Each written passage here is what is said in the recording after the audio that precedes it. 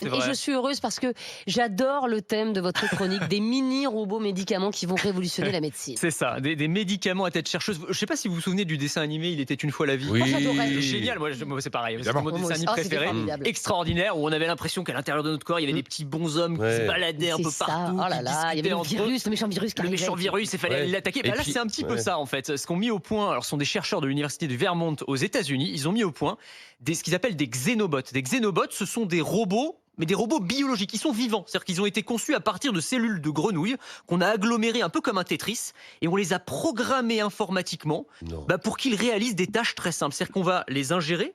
Ils vont D'accord. se balader à l'intérieur de notre corps et ils vont servir un petit peu de médicaments. Ils vont par exemple pouvoir aller détruire, vous savez, la plaque artérielle qui donne des crises cardiaques. On va pouvoir les programmer pour qu'ils aillent déboucher nos artères comme ça. Mais C'est c'est tout petit génial. Mais robot. ça existe déjà ou c'est un projet? C'est en cours de développement. Ils ont D'accord. réalisé des tests. Alors, ils existent, mais ils ne sont pas encore utilisés à l'échelle médicale, à l'échelle de la population générale. Mais en tout cas, ce sont des expérimentations très sérieuses. Et d'ailleurs, ça pourrait dépasser le monde de la médecine, puisqu'on pourrait aussi s'en servir, par exemple, pour aller récupérer les microplastiques présents dans les océans, détruire les déchets radioactifs. Et puis, alors, il y aura aussi probablement des applications militaires, puisqu'il y a derrière Ah ça, bah il y a la oui. DARPA, le laboratoire de recherche de l'armée américaine, qui finance un petit peu tout ça.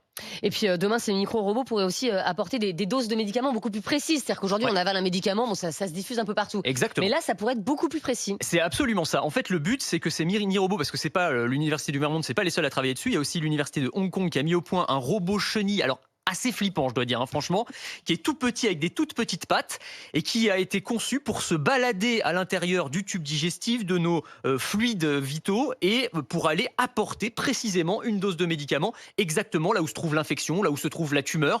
Et l'intérêt, c'est évidemment qu'on va être beaucoup plus précis, qu'on a besoin d'utiliser moins de doses de médicaments, donc avec moins d'effets secondaires potentiels. Alors la question, c'est C'est top. comment il fait pour savoir où aller. Il peut pas s'auto-piloter. Alors pour Il y a un l'instant, GPS. il a le GPS. Alors le GPS, non, c'est un médecin qui le pilote depuis l'extérieur du corps. En fait, il est équipé, ce robot, de petites particules magnétiques et avec un outil de petites particules aimantées, je veux dire, et avec un champ magnétique, le médecin, depuis l'extérieur du corps, va pouvoir le guider un peu comme dans un jeu vidéo. Avec un scanner, on voit ce qui se passe à l'intérieur du corps et on peut guider le robot comme ça jusqu'à la zone désirée. C'est complètement vertigineux, mais ce sont des choses qui vont arriver probablement dans les années qui viennent.